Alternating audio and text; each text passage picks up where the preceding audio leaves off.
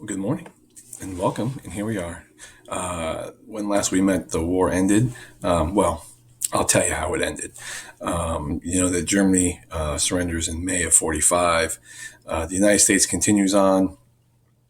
Talks with Russia and England continue to figure out how the post-war world's going to look, how post-war Europe's going to look. Roosevelt really trusted that Stalin would not pursue things, and that when the war ended, borders would be borders and there'd be no problems. So that was what was going on in Europe post World War II.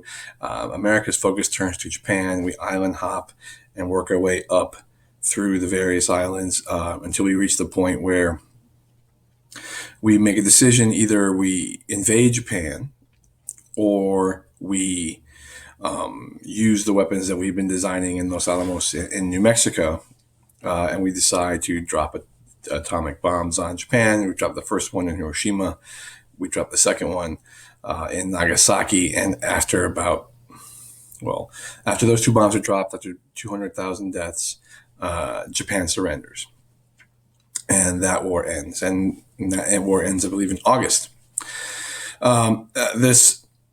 It's a few slides left from the PowerPoint presentation. I'll post those so you can see them. But that's how the war ends. And what we're looking at today, this is a shorter piece. This is the official ending of Unit 7 of the global war period. And this is our foundational beginnings of the Cold War, which you will see all the workings and all the impacts it has when we begin Unit 8 later today or tomorrow. And I post the Cold War, largely speaking, to all of you to tomorrow. So here we go today. Here's the Cold War. Hope you're all doing well. Let's begin. All right, so here's our world. This is an azimuthal, or this is a top-down. This is a polar view of the world, actually.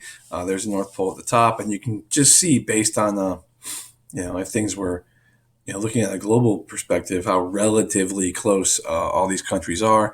The more wine-colored countries are your NATO nations. The Warsaw Pact nations are the hot pink, and then you have the lighter pink are Soviet allies, and the lighter purple are NATO allies. So the world is becoming bipolar in the respect that there are two main powers, two main groups, and they are going to be driving policy for the next 50 years from when this begins until when it roughly ends. The two red stars are the only areas of, three stars in the inset in the upper left-hand corner. You see East Germany, because Germany gets cut into two parts, and then part of East Germany will be cut even more. But those three stars are the three areas where there was actual hot action, or the closest thing to war. Well, Korea was a war. Technically, it was a police action. Anyway, that's where things got heated. So this is our world at the end of the dawn of 1945-46. All right. So the United States and the USSR are the only superpowers left, truly superpowers left. And people out there thought that this would be the next thing, because there's only two powers, trouble was looming beyond every corner.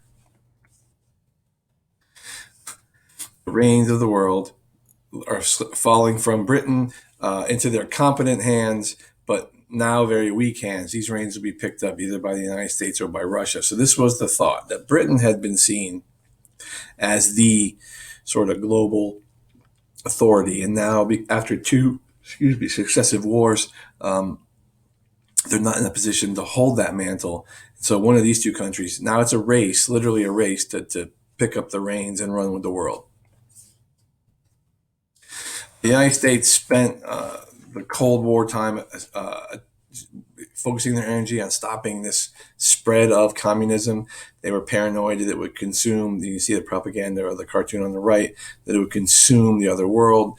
The idea being, and as the picture illustrates to the left, this idea of a domino theory, that one country becomes communist, then another, then another, then another, then another, that like a bunch of dominoes.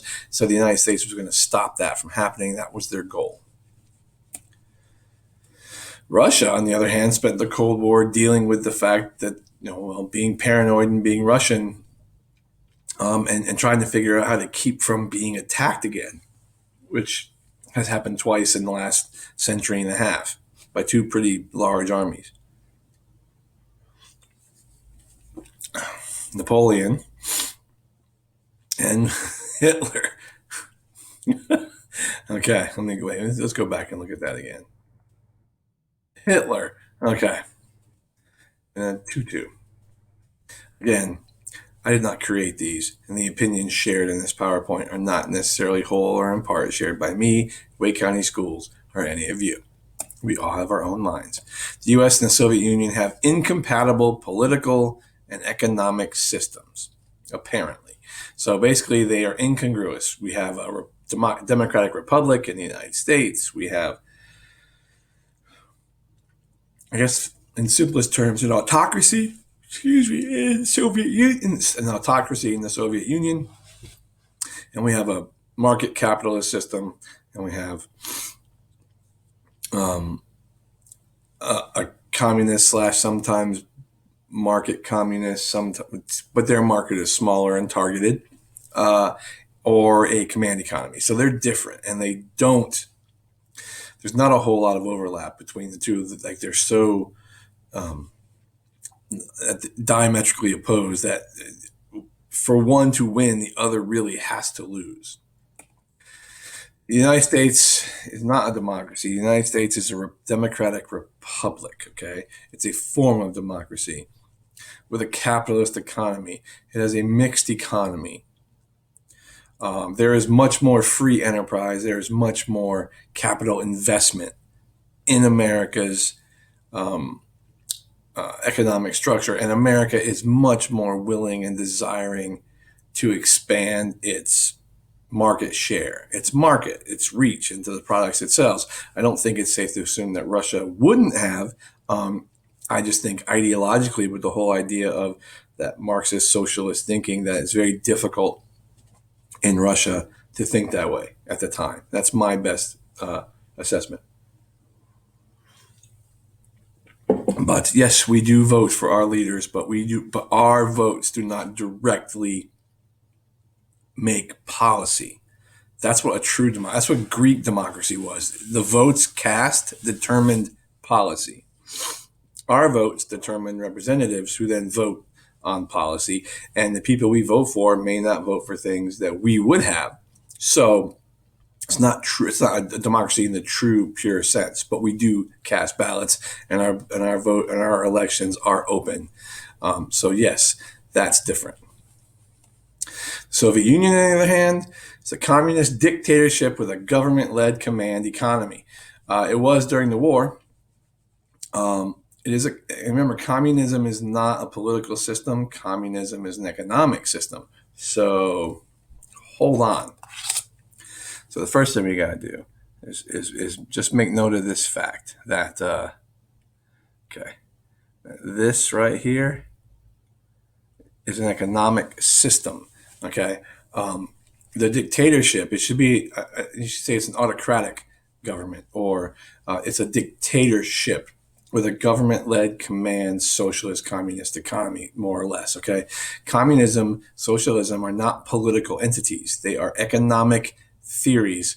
And as I stated a few weeks back, they have no life until breathed life by the governments in charge. So I see the point of these two slides, the fact that they're trying to show the distinction between the two, and that is true, that the United States and the Soviet Union saw the world differently. The paranoia, real or imagined, which paranoia is, from the Soviet Union is what based in history. It is true they were invaded by two people in 150 years, three people if you go back to the Mongols. So, and then other lesser conflicts. So their connectedness, their geographic connectedness to Europe, plays a part in this, in the contextual nature of things. The United States is removed from all this conflict. We have been selling stuff for, I don't say 50 years now, in the it's the 1940s. We'll say 50 years. We'll say, for the 20th century, but we've been a global commodities broker. Our outlook is different. Our historical outlook is different. The basis of our country's formations are different. So the fact that they see the world differently, I mean, yes, that's a good thing. All right. Back. Okay.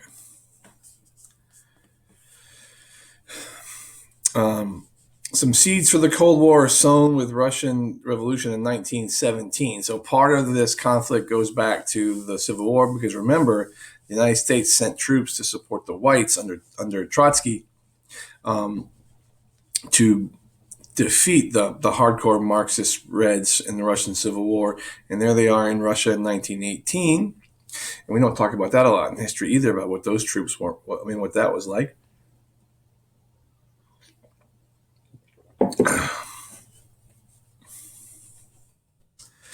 We did not recognize the Soviet Union until 1933. So, about 15 years of its existence, we did not recognize this. And we do this again, by the way, with another country that we'll get to Monday. And the only reason we worked with the Soviet Union during World War II is because we had a common threat, and that threat was Hitler. And again, some strange bedfellows are made in times of crises. So they both saw a need to work together to hammer out that thing that was Hitler. And then once that's resolved, we can go back to our animosity towards each other. All right.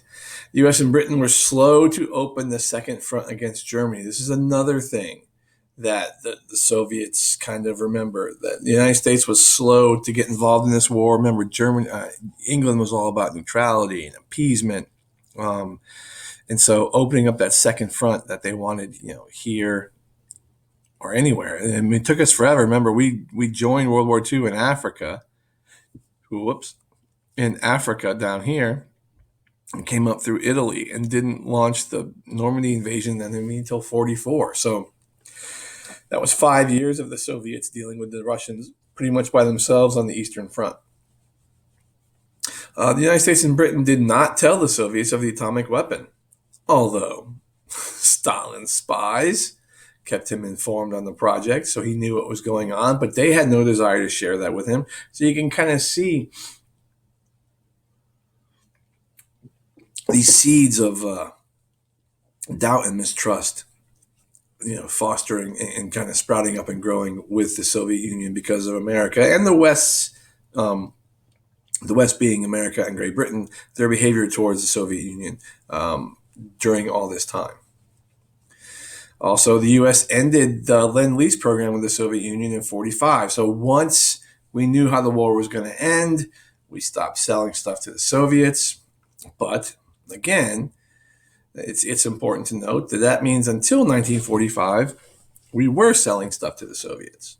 So although we weren't helping with troops on the ground, and they had to buy our stuff, we were providing them opportunities to supply their troops.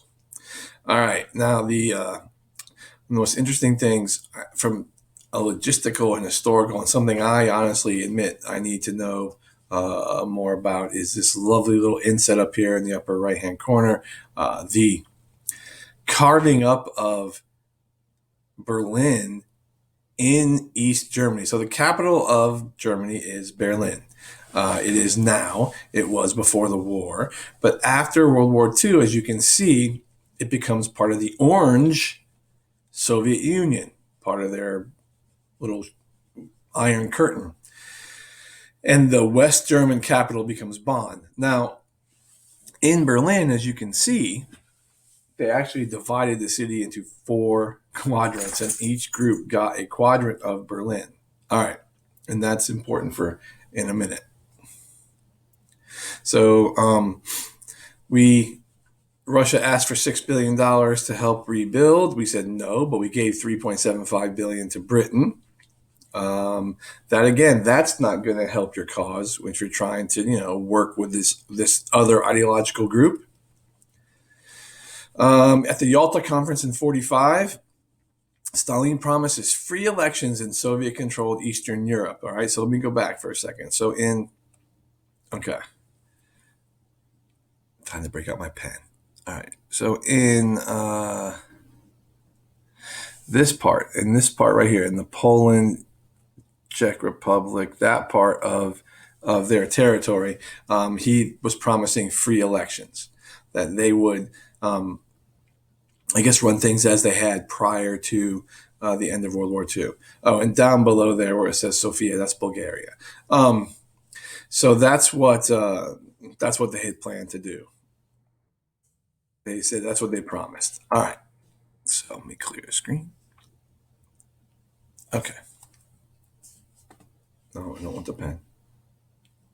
Okay. And now France has a dot. Okay. For the Russian people, the question of Poland is not only a question of honor, but also a question of security. Again, Russia wants all those countries that were on the western part of its borders, to serve as buffers. I mean, to serve as a land that has to be traversed to get to Russia, because this idea of being invaded again is not crazy to them because of their history. These are, this is the Eastern Bloc nations. These are the border changes. When Russia moves west and begins to, and eventually ends up in Berlin, on the way back, they don't occupy these lands. Okay, so they now become, as you can see, the Czech Republic, the Republic of Poland, the Federal People's Republic of Yugoslavia, the People's Republic, the People's Republic, the People's Republic, the People's Republic. All right. You see the Ukraine gets larger, Moldova, Belarusian, Lithuania, all these places. So these are all Soviet Socialist republics. That's SSR. So there's the Soviet Union in '38, and then there's stuff that was annexed during the war, and then those are the satellite states, and then the other thing, and then the orange is just state land. It's crazy. All right, and then you see the green lines here, like that's Belarus's new border, that's the Ukraine's new border. So some border changing is going on as well. Stalin hoped Eastern Europe countries under Soviet control would act like a buffer, like I said. So all this would mean you'd have to go through all that, whatever kind of resistance you met to get to Soviet Union. It's all about that idea of a buffer or security. Whoever occupies the territory also imposes his own social system. So basically, whoever occupies it gets to run it.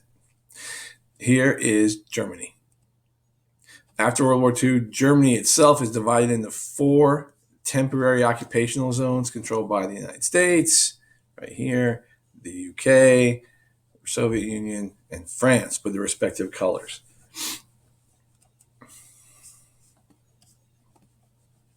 The U.S. wanted Germany reunited, but the Soviet Union, with no reparations, refused to relinquish control.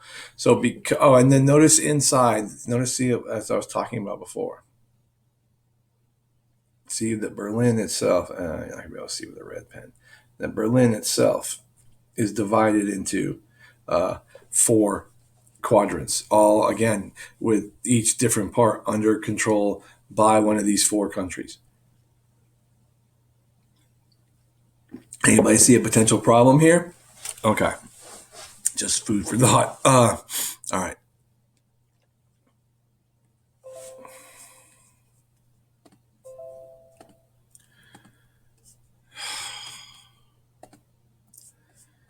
Okay. Jiminy Christmas.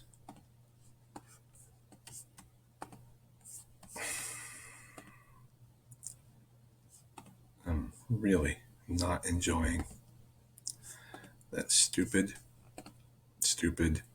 not a virus pop up. And if you guys are computer savvy and can help me out, I'd really appreciate it. All right. Anyway, so here's what happens. Here is Germany, again, carved into four sections. Wiesbaden and Rheinland and Oberpfaffenhofen and all these other places are bases. And what you see are planes flying supplies into Berlin. And they do this for a while, and we're going to talk about it in just a second. And it's kind of a cool thing. So in 48, Operation Vittles is undertaken. The Berlin Airwolf, the Berlin airlift was a way for the U.S. to overcome a blockade. The Soviet Union blockaded Western Berlin.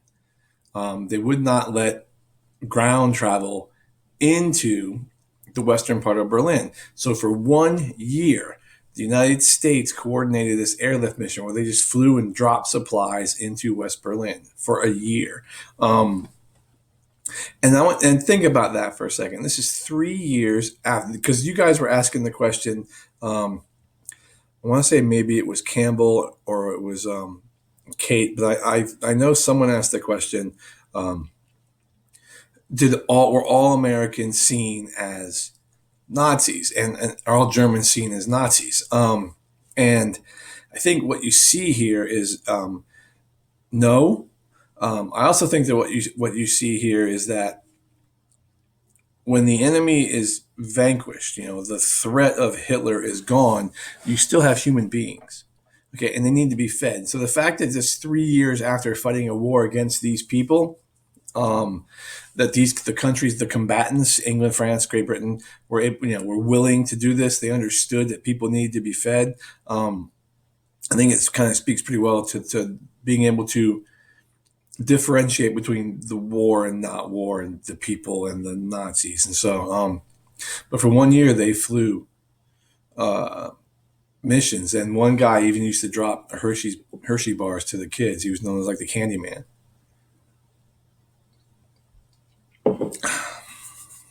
At the end of the day, sometimes we do decent things.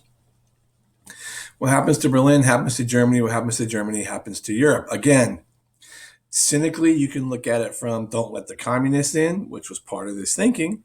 Cynically and incompletely, you could look at it as like, well, we're going to lose customers. But from a rights and from a quality of life and from a freedom perspective, if they're not going to let Berliners eat, what's to stop them from keep going into Germany? I mean, again, it's all about stopping that threat. And it's all about limiting it to where it is. And so think about this too. If you're a Soviet minister, you're part of the Soviet government, and you see planes for a year from these other countries being dropped in, how is that going to make you look, on the world stage, in the world of the world opinion? So, it's a pretty big move by the United States, and something that also need to think about. This is still 3 years after the war, so it's not like we're not rolling in money or we can do it. Okay, there was no practicability in maintaining our position in Berlin. It must not be very okay. It has to become a symbol of American intent. So it doesn't matter about how it makes us look. It doesn't matter about whether it's good or bad. It has to be more of, this is who we are and this is who we can be. And it would be nice if we as classmates and we as students and Sandersonians and we as North Carolinians and Americans remembered that sometimes doing the right thing means doing the right thing, irrespective of the audience. An imaginary line, the Iron Curtain, descended upon Eastern Europe. And again, it's the separate line from East and West. Notice there are two places there that aren't in, well, there's more than two, but the two in Europe are Switzerland and Austria, interestingly enough. And Yugoslavia is a very interesting green because, well, you'll see. From Stettin in the Balkans to Trieste in the Adriatic. So there you go. There it goes. Very nice. An Iron Curtain has descended across the continent. Behind that line lies the ancient capitals of Central and Eastern Europe. This was part of a speech given by Winston Churchill, actually in the United States, I think in Illinois or Iowa or somewhere like you wouldn't expect. And he talked about this Iron Curtain descending and that all these ancient and historic and beautiful places are now behind and in their control. All right, continuing on. President Harry Truman adopted this idea of containment. Containment is just that. It's firm containment of Soviet expansion. And if you can contain it, if you can keep it fenced in and boxed in, then you can control the threat and you can limit the threat. So that was the thought. So we're going to keep, so we get that they have the Iron Curtain. We would love if we could allow those countries to be autonomous, but we're just not going to let it spread. Also need to think too, remember we in previous lectures and conversations, Lenin, Hitler were very popular in the beginning with a large number of the German peoples and the Russian peoples because of the current economic situation that they inherited or took, or the country took, and how they made the people feel. So these countries here, well, Germany not so much, but Czechoslovakia, Hungary, Romania, those places, if someone comes in and tells you you're going to have a job and you're going to eat and you're struggling to deal with, because they fought in 2 wars too, as pieces of empires and pieces of other things. So any sort of economic help would be welcome. So I don't think it's right to sit and assume that the Soviets just rolled over them and they had no choice. I think in some cases, the idea of, ultimately they wouldn't have a choice, but the promise of a meal, the promise of work is really difficult to say no to. And Truman's aware of that. And the United States is aware of that. And that's the main reason why we pumped so much money into Europe after World War II. Patient but firm with vigilant containment. Okay. So here we go. The Truman Doctrine, containing communism through financial aid and military means, became the U.S. policy through the Cold War. Okay, so that was our policy. Now, let's back that up for a second. Okay, so there you go. I believe what you see here are former German and Italian states. The red is the communist possessions. The Yugoslavia is a different animal, and as is Moldova. And we'll get to that. But we got to contain it. This is the policy throughout the war. In 1947, we provided $400 million to Greece and Turkey to help prop up their economies and make the promise of communism less appealing. Now, it's in there, and we know it's in there. We know that there are forms of communism and socialist factions in these parts of the world. They're in America too, just smaller. But, again, those countries need the help, and Greece is still struggling with their books.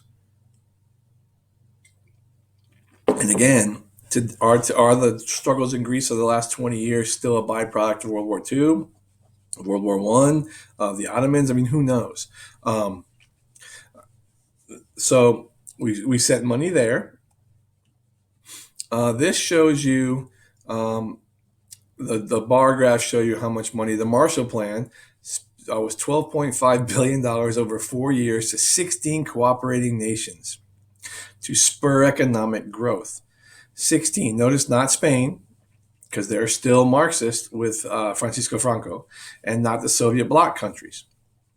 But everywhere else, if you cooperated, we'll send you money. And Britain and France and West Germany and Italy, and then the what's that area called? The low-lying countries of Belgium and the Netherlands all received monies. Even the Irish, even the Portuguese, everybody did to help their economies grow. Also, and this will probably come up when we get to the Unit 9, but these people right here also take that money and on their own think of ways to spur the economy. And that's when you get the European Union, which was initially a tariff-free, border-free economic recovery plan that has grown into something else over time. But it was to help stimulate post-World War II economies to get these countries back on their feet. All right.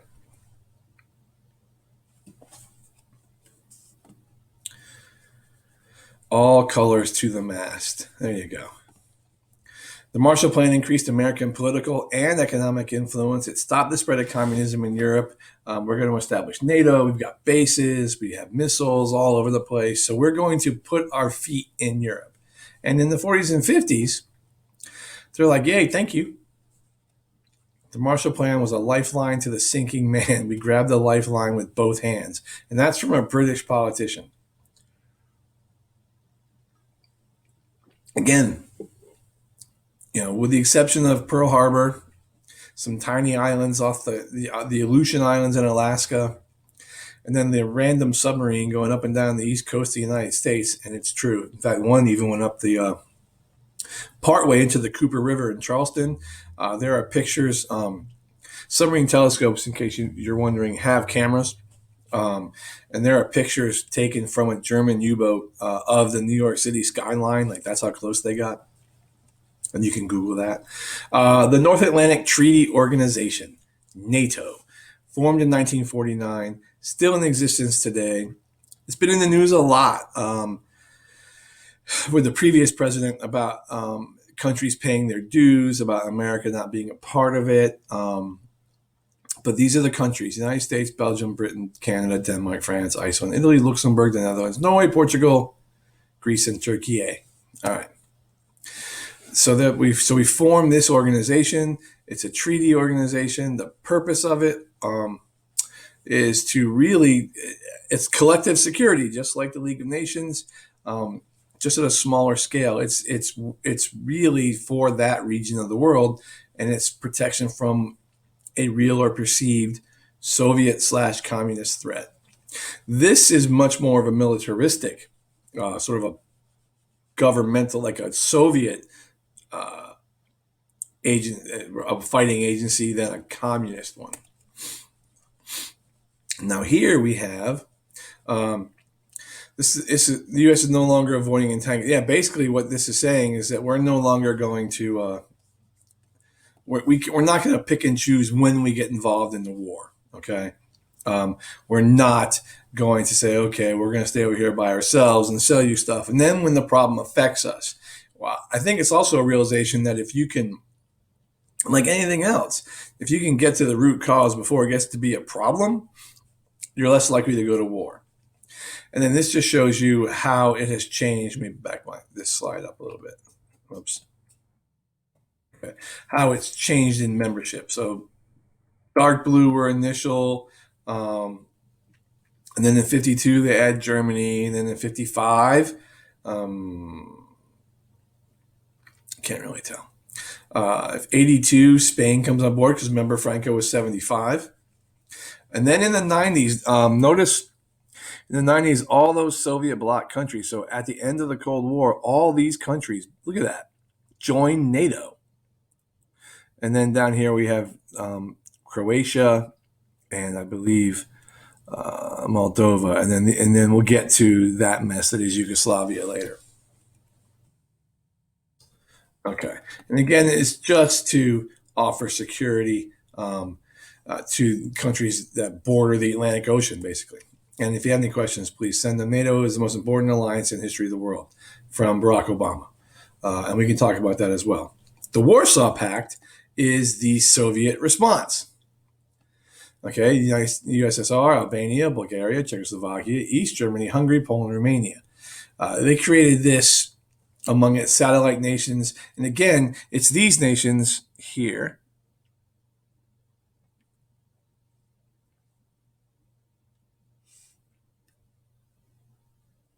Okay, so those nations there, the ones that serve as a buffer for which the Warsaw Pact is created, and obviously the Soviet Union, to serve as a go-between, because now the Soviets are thinking that NATO could launch an offensive. And so we need an organization ourselves that will have our own collective security dealt with and thought about. All right, so then there's this. The USSR and its rival blocs engaged in a Cold War that would last 45 years. We are still the only country in the world to drop those on people.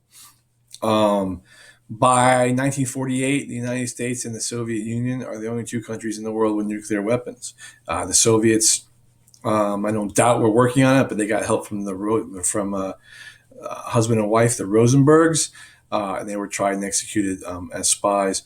But from 1945, from the end of the World War II with Japan, the United States is at its apex. It is the most powerful, the wealthiest, the absolute king of the world. We're the only ones with atomic weapons. We were relatively unscathed from the loss of generations. We are industrial. So the stage was set. So, one sort of question to think about is, how's the world look if it's just us? How's the world look if it's just one country of any kind? So this is where we are. The Cold War, the foundation is laid. We've seen the agencies set up to deal with one another. We've seen and kind of have an understanding of where most of the conflict's going to occur. Most of it, with the exception of Cuba, is across the Atlantic. Right? It's on that continent, that Afro-Eurasian continent, that one big mass.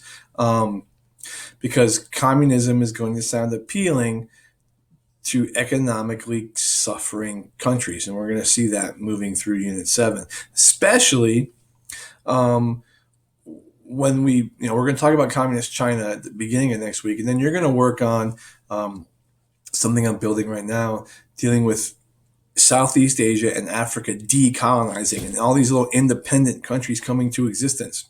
And where do they go? Whom do they seek, or who jumps in to offer help? So the decolonization unit goes a long way, our section goes a long way in determining and discussing this Cold War as well. So that's the introduction. That's the foundation. I'll talk more about the Cold War tomorrow in general. I'll basically give you an overview from 45 to 90.